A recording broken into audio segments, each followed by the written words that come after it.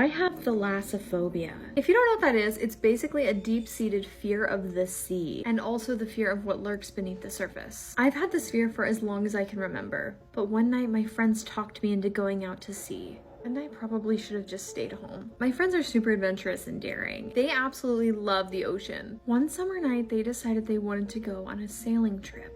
I told them I didn't want to go, but they said, come on, it'll be fun. Eventually, they convinced me. Before I knew it, I was on a sailboat surrounded by nothing but moonlit ocean. At first, me and my friends were having a lot of fun. And then we started getting further and further from the shore, and the water turned black. I started to feel sick, like something was just not right. Then the singing started. It echoed over the water, and then my friends stopped laughing. It was like our joy had just been sucked right out of the air. Something about the song was not right. It almost felt hypnotic. But the song seemed to have more effect on my friend Max than anyone else. We all started talking about what it was, but Max separated himself from the group. And this was very unlike Max because he was always the life of the party. We decided as a group the best thing to do was head back to shore. We were over an hour from the shore, and Max seemed to get more and more distant. Minutes started to pass, and then I saw Max standing at the edge of the boat. We all started to get really worried about him, but we thought, he's probably just anxious, because he wasn't the only one that was freaked out by the song. Then Max jumped. I saw it and I ran to the back of the ship.